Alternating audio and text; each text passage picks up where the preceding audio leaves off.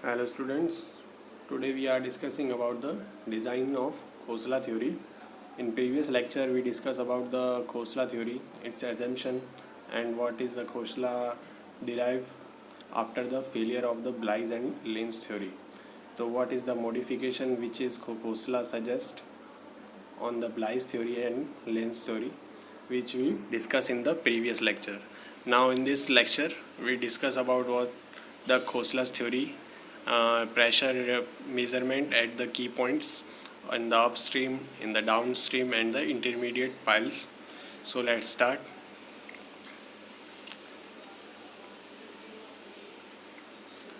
Here students, you see in diagram that this is a weir and this is the height of the water, which we take as capital H, and this is the base of a weir which is taken as B. तो ये height of water कितनी है weir में, capital H है माना, और जो base width है फ्लोर की वो है small b. In this diagram you see that there is a upstream pile provided, there is a downstream pile provided, and there is a intermediate pile also provided, and the thickness of the floor is small t. जो floor की thickness है वो कितनी है, small t है. तो each case हम अलग अलग डिस्कस करेंगे. जैसे कि खोसला ने अपने थ्योरी के अंदर बताया था, इंटरमीडिएट थ्योरी बताई थी, जिसके अंदर क्या था कि एक पूरे कॉम्प्लेक्स प्रोफाइल को एक साथ स्टडी नहीं कर सकते, इसलिए उसके अलग अलग पार्ट्स को अलग अलग करके उन्होंने स्टडी करी थी. जैसे कि अपस्ट्रीम एक अलग पार्ट लिया, एक डाउनस्ट्रीम अलग पार्ट लिया, इंटरमीडिएट पाइल्स का पार्ट अलग लिया, फ्लोर थिकनेस का एक पार्ट अलग लिया, और इन सबका प्रेशर मेजरमेंट अलग अलग किया, और देन सबका समेशन करके एक फाइनल रिजल्ट निकाला कि कितना वैल्यू हेड है, कितना प्रेशर है. तो वैसी तरह से हम भी सभी केसेस को अलग अलग से स्टडी करेंगे. तो सबसे पहले हम लेते हैं pile at upstream level. You see in this is pile at upstream. तो what is the key point in the upstream you see in this diagram. Key point कौन से होते हैं? This is E1, B1 and C1. These are the key point at the upstream pile. तो हमको क्या करना है, इन की पॉइंट्स के ऊपर कितना प्रेशर है वो फाइंड आउट करना होता है. तो सबसे पहले हम निकालेंगे pressure at E1. Pressure at E1 क्या होता है, क्योंकि ये अपस्ट्रीम पर है और ये सबसे ऊपर वाला फर्स्ट पॉइंट है, तो प्रेशर एट E1 कितना होगा, जितना कि वाटर की हाइट होगी. तो pressure at E1 is equals to capital H, क्योंकि हमने क्या मान के चल रहे हैं, जो हाइट है वाटर की वो कितनी है, कैपिटल H है. सेकंड पॉइंट होता है D1. तो pressure at D1 PD1 is equals to H upon pi cos inverse multiplication 1 minus lambda upon lambda. तो ये होता है PD1 का फॉर्मूला. तो इसमें लैम्बडा क्या है, लैम्बडा ये होता है, इसका फॉर्मूला होता है 1 plus under root 1 plus alpha का स्क्वायर डिवाइडेड बाय 2. ये किसकी फार्मूला है, लैम्बडा का. और यहाँ पे अल्फ़ा है, अल्फ़ा होती है b बाई डी का रेशियो. b क्या है, b है जो टोटल बेस विड्थ है अपस्ट्रीम से लेके डाउनस्ट्रीम तक, जितना विड्थ है फ्लोर का वो होता है स्मॉल b. और d क्या हो, d होती है जो भी पाइल है जिसकी हम डिस्कस कर रहे हैं उसकी डेप्थ. अगर हम अपस्ट्रीम पाइल क्या डिस्कस कर रहे हैं, तो अपस्ट्रीम पाइल की कितनी डेप्थ है वो उसको भी स्मॉल d. हर केसेस में जो d की वैल्यू है वो अलग अलग होगी, और जो इंटरमीडिएट पाइल वाला जो केस है उसमें b की वैल्यू भी हम अलग अलग लेंगे, वो अपना अभी आगे पढ़ेंगे. तो ये b बाई डी क्या होता है, अल्फ़ा. अल्फ़ा की वैल्यू हम यहाँ पे पुट करेंगे तो हमारे को लैम्बडा की वैल्यू मिल जाएगी, और लैम्बडा की वैल्यू से हम pressure at D1 find out कर सकते हैं. This is 5D1. 5D1 is pressure head in percentage. तो pressure head in percentage is equals to क्या होता है, 100 upon pi cos inverse 1 minus lambda.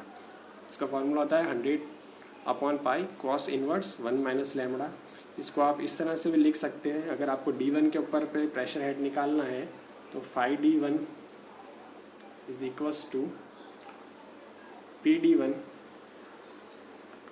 Divided by H multiplication 100। दोनों तरीके से आप निकाल सकते हैं। अगर आपने प्रेशर हेड D1 निकाल दिया है तो आप डायरेक्ट उसके अंदर हेड ऑफ वाटर को डिवाइड करके 100 से मल्टीप्लाई करके प्रेशर हेड भी फाइंड आउट कर सकते हैं। दोनों फार्मूलाज हैं अपनी अपनी जगह, आप दोनों में से किसी को भी इस्तेमाल कर सकते हैं। नेक्स्ट पॉइंट क्या होता है आप स्ट्रीम पाइल के अंदर? C1। हर पाइल के अंदर 3 पॉइंट होते हैं, तो E1 पे हमने निकाल दिया, D1 पे हमने निकाल दिया, C1 पे हमको निकालना है। तो C1 का फॉर्मूला है H upon pi cos inverse 2 minus lambda upon lambda. Lambda की वैल्यू सेम रहेगी 1 plus under root 1 plus alpha का स्क्वायर डिवाइडेड बाय 2, और अल्फ़ा की वैल्यू भी इस केस के अंदर सेम रहेगी। तो इसको याद करने का इजी तरीका क्या होता है, आपको D1 का फार्मूला याद होना चाहिए। जैसे ही आप उससे नेक्स्ट पॉइंट पर जाएंगे तो इसके अंदर +1 कर दीजिए, ऊपर की वैल्यू में +1 कर देंगे तो क्या हो जाएगा, 1 माइनस लैम्बडा की जगह क्या हो गया, 2 माइनस लैम्बडा। ये ऐसा कैसा हमको सभी केसेस में करना है। जैसे हम नेक्स्ट के पॉइंट पे जाएंगे तो हम ऊपर की वैल्यू के अंदर क्या कर देंगे, 1 प्लस कर देंगे, तो इससे हमको याद करने में आसानी रहेगी। तो ये हमने निकाल दिया पाइल एट अप स्ट्रीम पे प्रेशर के क्या फार्मूलाज होते हैं और कैसे प्रेशर निकाला जाता है, कैसे प्रेशर हेड निकाला जाता है। नेक्स्ट क्या होता है pile eight intermediate section. You see that this pile is intermediate pile. तो इसका केस में थोड़ा सा डिफरेंस अलग हुआ क्योंकि इसके अंदर B की वैल्यू के अंदर कुछ चेंज आएगा। तो सबसे पहले तो हम देख लेंगे कि इंटरमीडिएट सेक्शन है, जैसे ये इंटरमीडिएट सेक्शन का हमने एक अलग से डायग्राम बनाया है। तो इसके अंदर की पॉइंट कौन से होंगे, वही की पॉइंट होते हैं। एक E2 हो गया ये फर्स्ट की पॉइंट, D2 हो गया सेकंड की पॉइंट, और C2 हो गया थर्ड की पॉइंट। जैसे इसमें था E1 D1 C1, वैसे इसी में होगा E2 D2 और C2।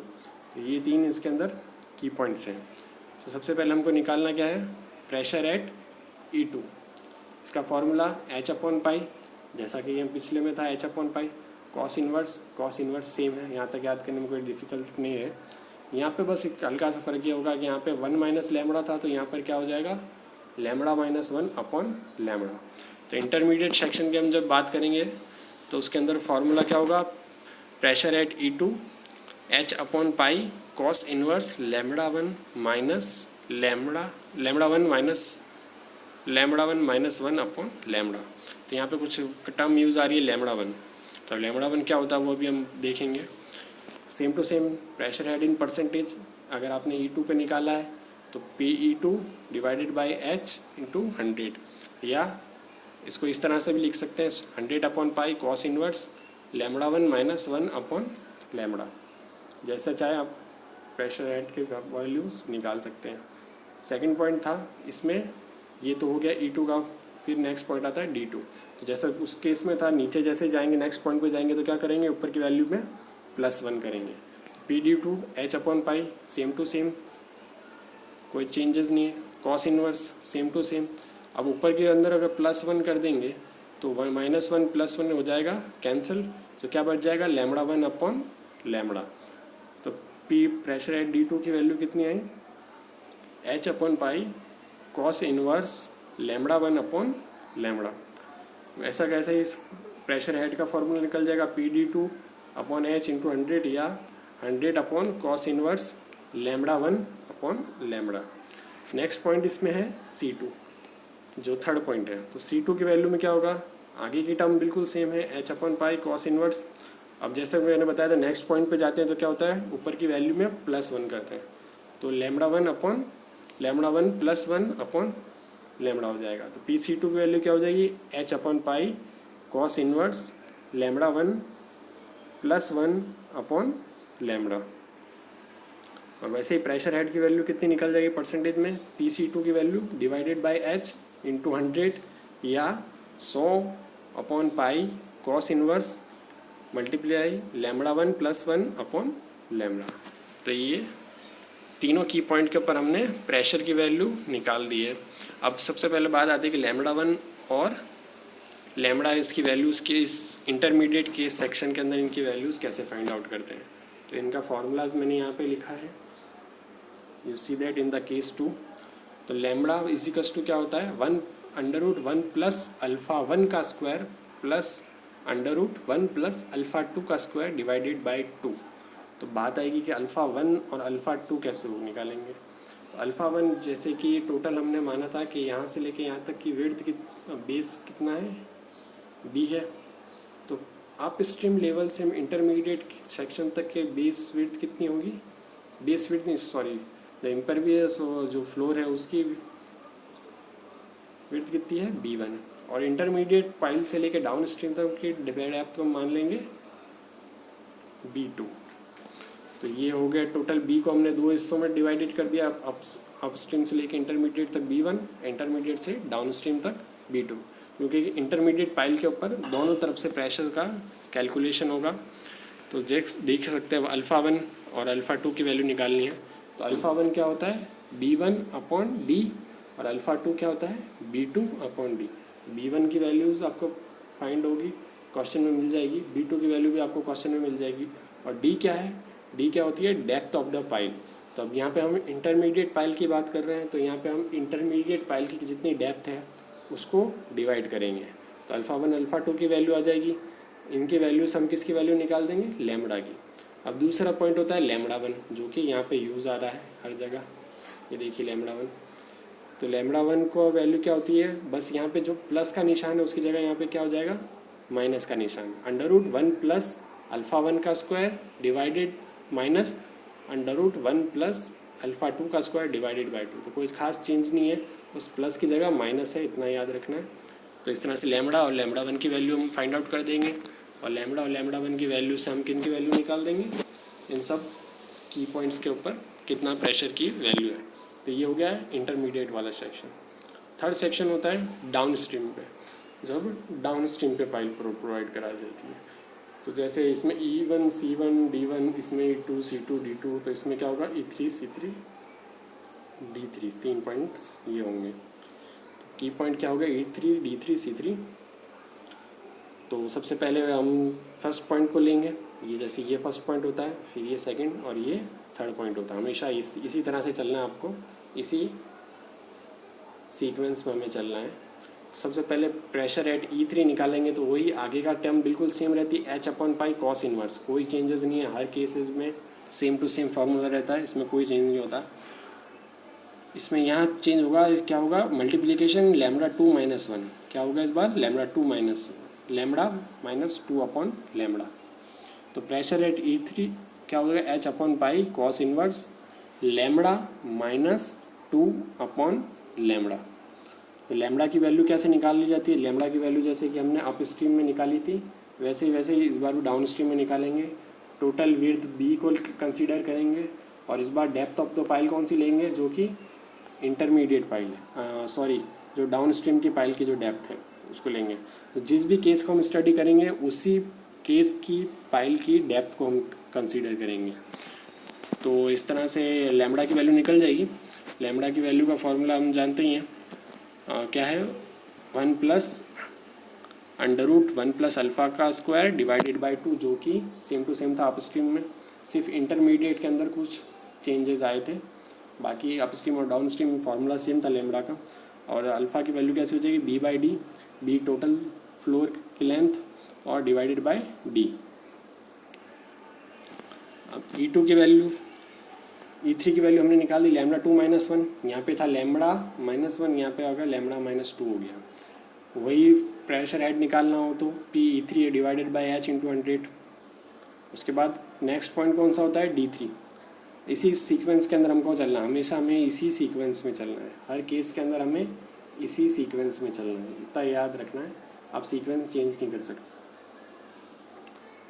तो प्रेशर एट D3 जो दूसरा पॉइंट है, तो उसके अंदर क्या होगा h/π cos इनवर्स, जैसा कि मैंने पिछले केसेस में बताया।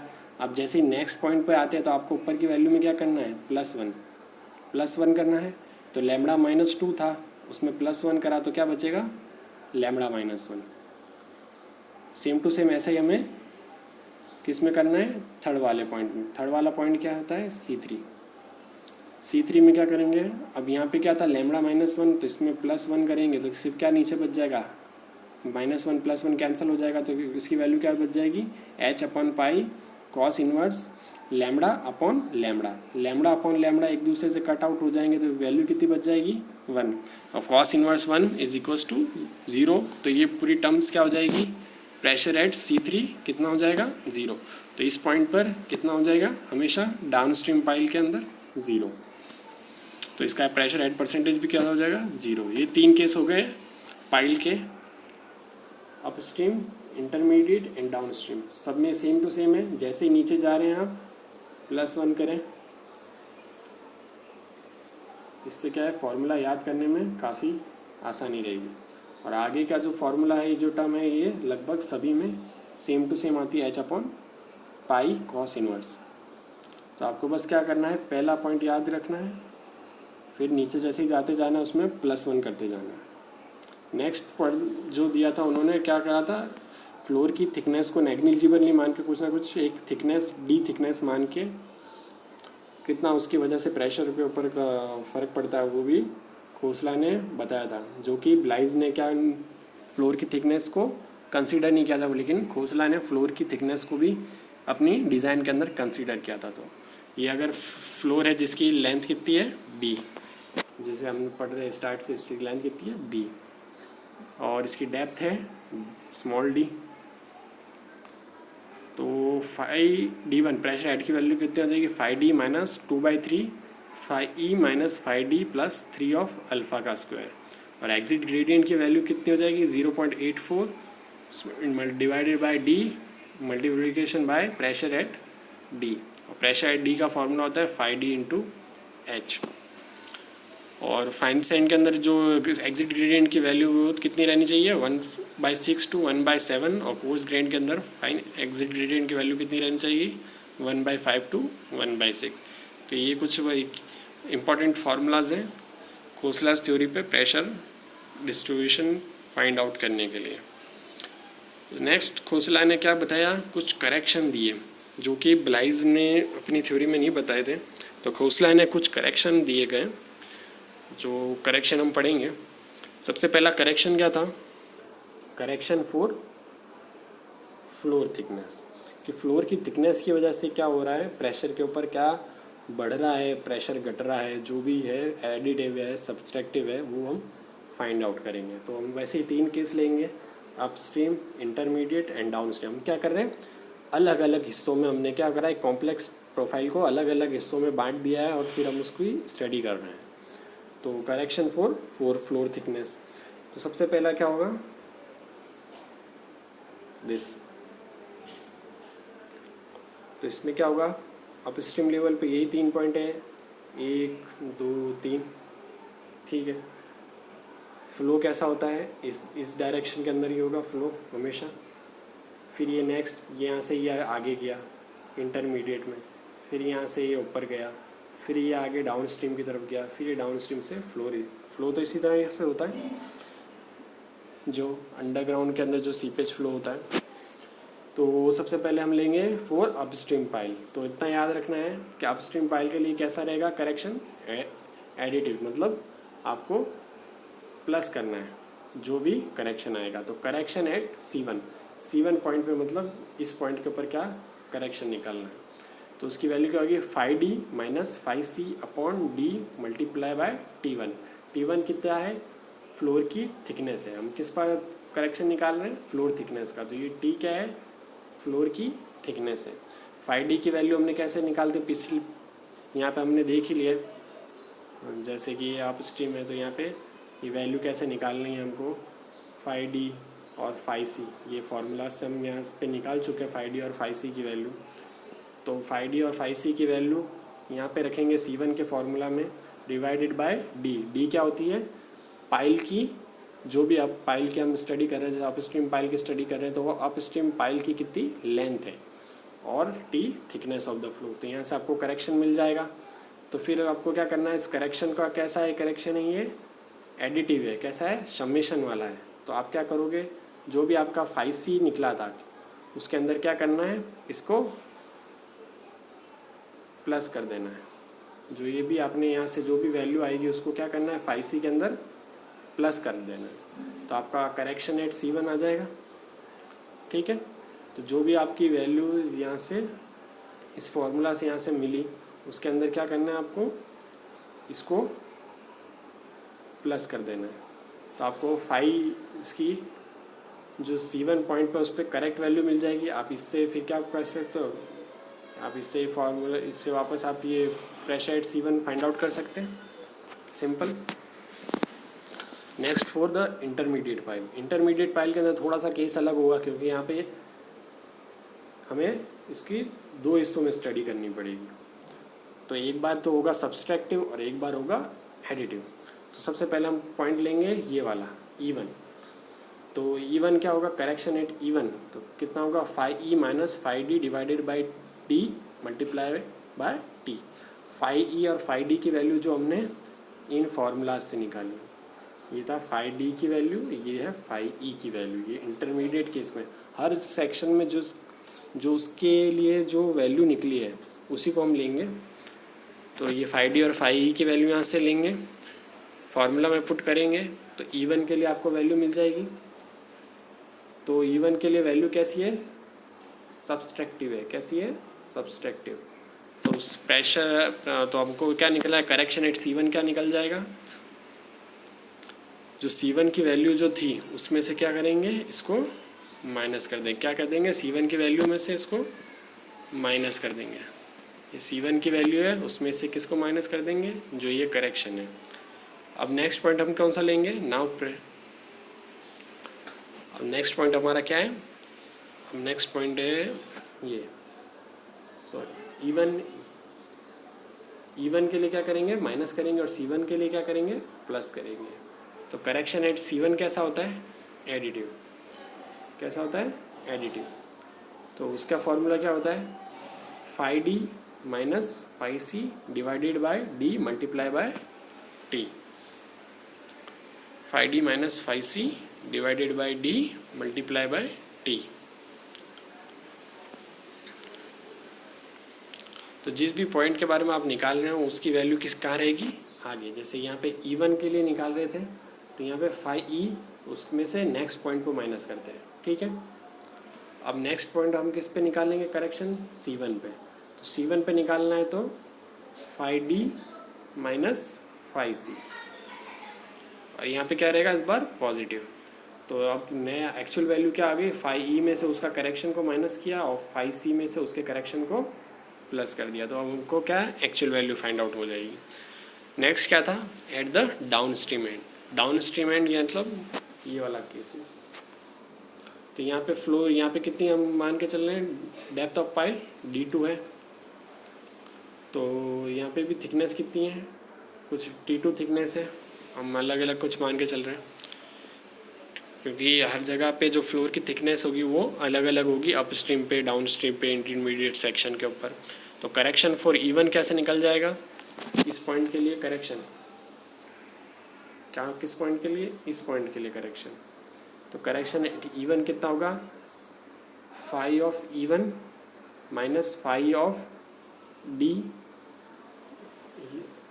E1 माइनस ये जो है इसको हमने D2 मान लेते हैं। तो 5 minus D2 divided by D2। D2 क्या होगा, इस पाइल की डेप्थ मल्टीप्लाई बाय T2 जो यहाँ पे थिकनेस है, और ये कैसा रहेगा, सब्सट्रैक्टिव रहेगा।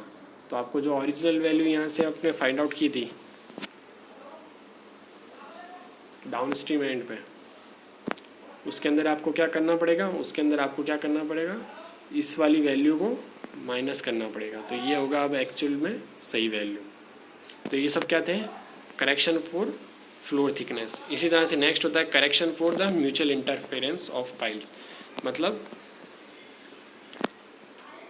एक पाइल की वजह से दूसरी पाइल के ऊपर क्या फ़र्क पड़ रहा है उसको हम फाइंड आउट करेंगे।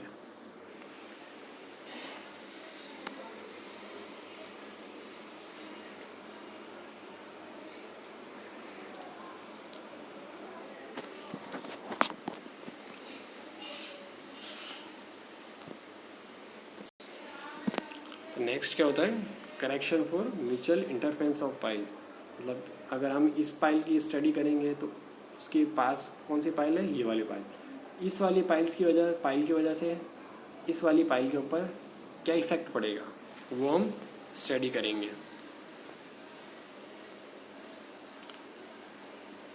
नेक्स्ट जैसे होगा, जैसे इसका फार्मूला सेम है हर केस के लिए, इसकी वैल्यू फार्मूला सेम रहेगा। C is equals to 19 multiply under root D capital D upon B dash into D plus capital D divided by B। तो इसमें क्या होता है, C क्या होता है, percentage correction to be applied on the pressure head. B dash क्या होता है, डिस्टेंस बिटवीन पाइल। मतलब जब हम इसकी स्टडी करेंगे और इसकी वजह से हम इंटरमीडिएट पाइल की वजह से इसके ऊपर क्या इफेक्ट आ रहा है, अगर हम इसकी स्टडी करेंगे तो हम जो B डैश की वैल्यू क्या लेंगे, इन दोनों पाइल के बीच की डिस्टेंस कितनी है वो क्या होगी इस केस के अंदर, B डैश।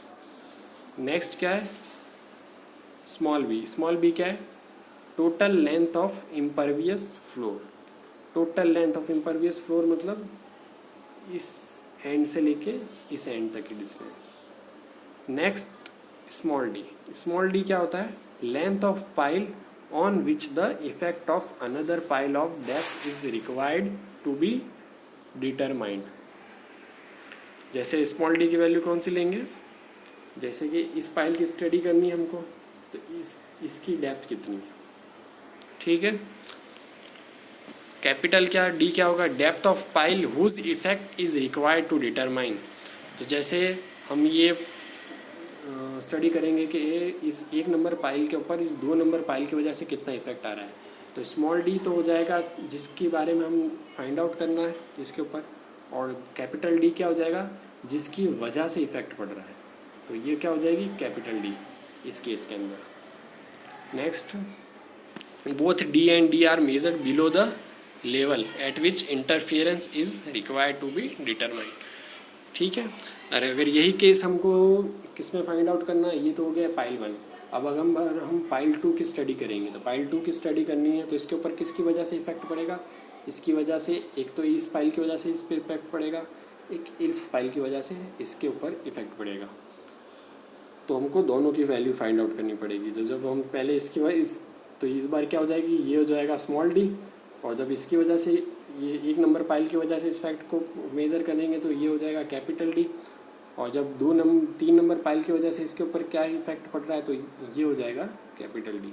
तो वैल्यूज़ चेंज होती रहेगी। तो इसके अंदर हमको 2 बार स्टडी करनी पड़ेगी, इसके अंदर एक बार इसके थर्ड, ऐसे कैसे थर्ड पाइल की जब हम स्टडी करेंगे कि इस पाइल की वजह से, नेबर पाइल कौन सी है, ये पाइल, इसकी वजह से इसके ऊपर इफेक्ट क्या पड़ रहा है, तो ये जो हो जाएगी क्या हो जाएगी स्मॉल डी, और इसकी वजह से इफेक्ट को मेजर कर रहे हैं तो ये हो जाएगी कैपिटल डी।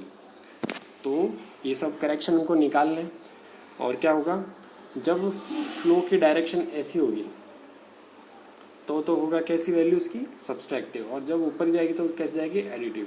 वो आगे हम क्वेश्चंस में देखेंगे कि कब हमको इसको पॉजिटिव लेना है, कब इसको नेगेटिव लेना है। थर्ड क्या होगा स्लोप करेक्शन।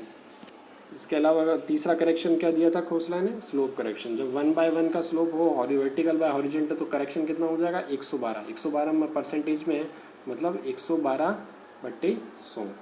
इसी तरह से जैसे 1/2 हो तो कितना 65, 1/3 में 45, 1/4 में 33, 1/5 में 28 एंड 1/6 में 25। ये कुछ करेक्शन जो थे वो खोसला ने अपनी थ्योरी में सजेस्ट किए।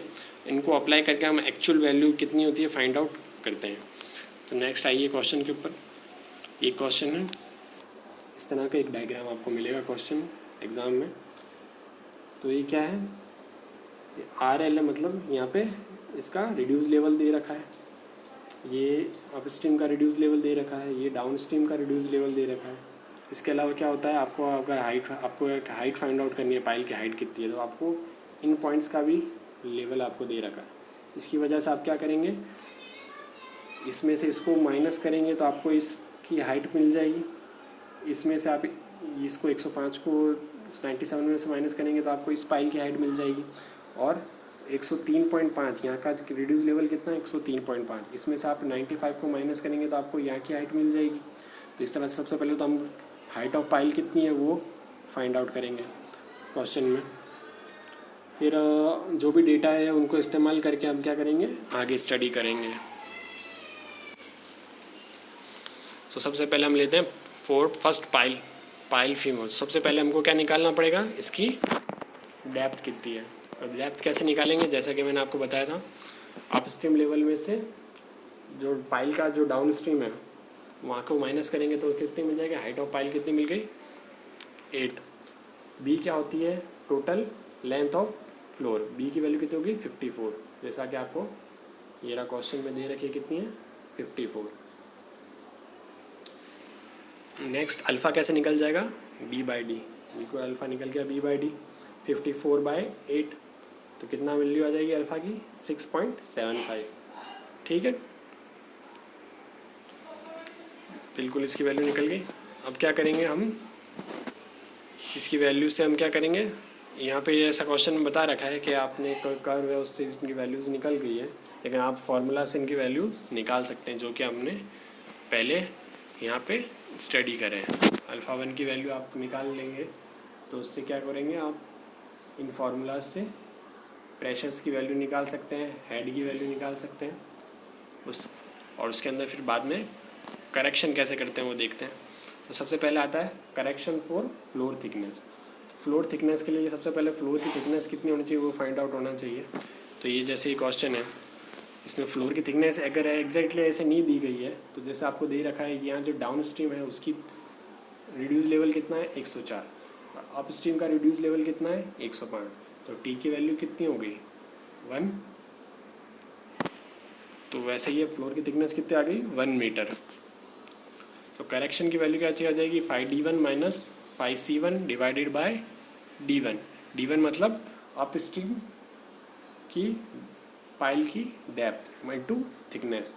तो करेक्शन की वैल्यू यहाँ पे कैसी होती है, सबमिट एडिटिव होगी, मतलब प्लस होगी।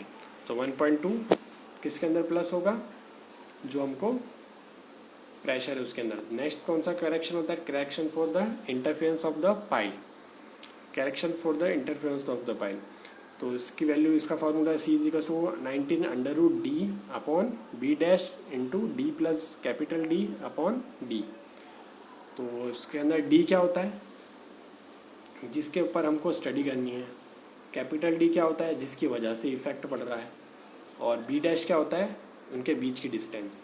तो b डैश की वैल्यू हम सबसे पहले देख लेते हैं। b डैश की वैल्यू क्या होगी इस केस के अंदर, इन दोनों पाइल के बीच की डिस्टेंस 16 मीटर। ठीक है, देख लीजिए बी डैश की वैल्यू कितनी आएगी 16 मीटर। डी क्या होता है, डेप्थ ऑफ द पाइल।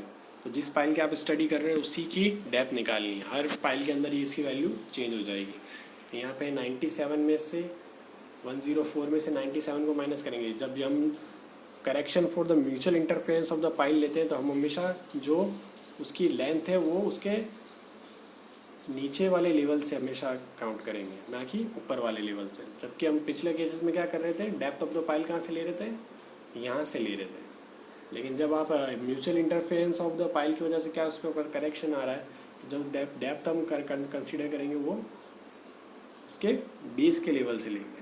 तो 104 माइनस 97 कितना हो गया 7 मीटर, 7 मीटर। ठीक है, इसी तरह से बी की वैल्यू आ गई 54 और कैपिटल डी कितना हो गया, जैसे कि हम कह रहे हैं कि जिसकी वजह से इफेक्ट पड़ रहा है। तो यहाँ पे इफेक्ट किसकी वजह से पड़ रहा है, इंटरमीडिएट पाइल की वजह से। तो कैपिटल डी कौन सी है, इंटरमीडिएट पाइल की लाइन।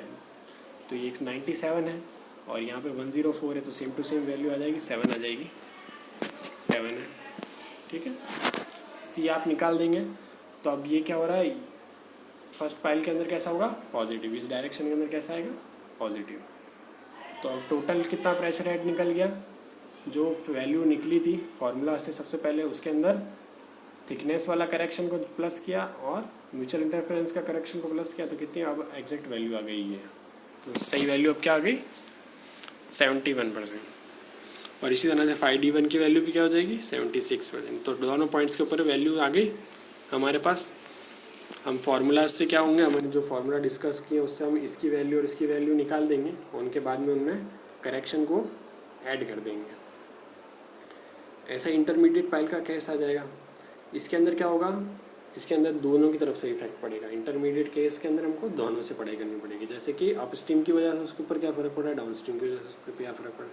तो सबसे पहले तो हम अल्फ़ा की वैल्यू निकाल सकते हैं, अल्फ़ा 1 अल्फ़ा 2 निकालना पड़ेगा इसके अंदर। तो इसके अंदर क्या होगा, अल्फ़ा 1 अल्फ़ा 2।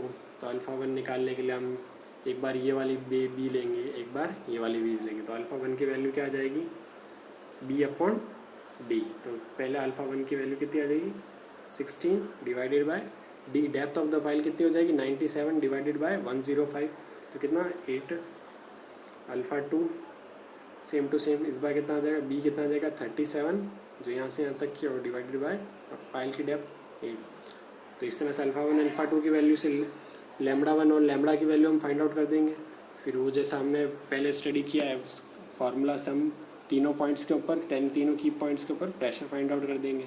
फिर करेक्शन प्रोवाइड करा देंगे। करेक्शन कैसा होगा, correction for 5C3 intermediate section का पहला पॉइंट, पहले इस पॉइंट और इस पॉइंट, तीनों पॉइंट के ऊपर करेक्शन फाइंड आउट कर देंगे। ऐसा कैसे करेक्शन हम इसमें भी फाइंड आउट, इसमें भी 2 बार हमको करेक्शन फाइंड आउट करने पड़ेंगे।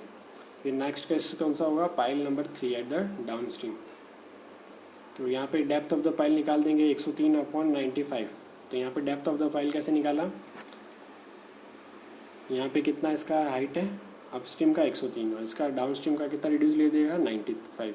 तो 103.5 में से 95 को माइनस करेंगे तो ये डेप्थ आपको मिल जाएगी। ठीक है, उसके बाद क्या निकालेंगे, वही अल्फ़ा की वैल्यू निकालनी है, अल्फ़ा से लैम्बडा की वैल्यू निकालनी है। ऐसे ही आप फाइंड आउट करते सकते हैं। फिर आपको करेक्शन को फ्लोर थिकनेस निकालना है। तो इसके अंदर क्या होगा, एक ही बार निकालेंगे। और correction for the mutual interference of the pile, तो इसमें म्यूचुअल इंटरफेरेंस इसके ऊपर किस पाइल की वजह से पड़ेगा, इसमें म्यूचुअल इंटरफेरेंस इस पाइल की वजह से पड़ेगा, इंटरमीडिएट पाइल की वजह से। हमेशा नेबर वाली जो पाइल है उसकी वजह से इफेक्ट पड़ेगा। तो इसमें भी हमको सिर्फ एक बार ही वैल्यू निकालनी पड़ेगी। तो फ्लोर थिकनेस और द इंटरफेरेंस, इन दोनों की वैल्यू निकल जाएगी। इनकी वैल्यू कैसे होगी, सब्सट्रैक्टिव होगी। तो आपको करेक्ट वैल्यू कितनी आ गई, जो आपने फर्स्ट फार्मूला से प्रेशर पॉइंट निकाला उसमें से आपको इन दोनों को माइनस करेंगे तो आपकी करेक्ट वैल्यू आपको मिल जाएगी। इस तरह से तीनों पॉइंट हम करेक्ट वैल्यू फाइंड आउट कर सकते हैं। नेक्स्ट एक इम्पॉर्टेंट होता है इसमें एग्जिट ग्रेडियंट की वैल्यू फाइंड आउट करना। तो एग्जिट ग्रेडियंट का फॉर्मूला क्या होता है, G = H/D × 1/π × लैम्बडा। H क्या होती है, height of the water, D depth of the pipe, into 1 + 1/π × lambda. तो इसकी वैल्यू फाइंड आउट करनी है आपको। जितना जैसे इस क्वेश्चन के अंदर दे रखा है कितनी होनी चाहिए, 1/6 डिवाइड बाय 1/6। तो इसको मल्टीप्लाई किया तो कितनी वैल्यू आ रही है, इस परमिसिबल एक्सिट ग्रेडियंट कितना आ रहा है 1/6 आ रहा है। तो ये कैसे डिज़ाइन क्या हो गई, सेफ हो गई। तो एग्जिट ग्रेडियंट का फॉर्मूला ये रहा, यहाँ से हम एग्जिट ग्रेडियंट की वैल्यू फाइंड आउट कर सकते हैं। इस तरह से आपको क्या करना है, अलग अलग पॉइंट्स के ऊपर प्रेशर की कैलकुलेशन निकालनी है। फिर आपको क्या करना है, उनके करेक्शन फाइंड आउट करने हैं। उन करेक्शन को जब सब जहाँ पे प्लस करना है वहाँ पे प्लस, और जो करेक्शन माइनस करने हैं वो माइनस करेंगे, और correct value of the pressure find out करेंगे। और इसी तरह से एग्जिट ग्रेडियंट फाइंड आउट करेंगे। तो ये थी खोसला की थ्योरी। Okay, thank you.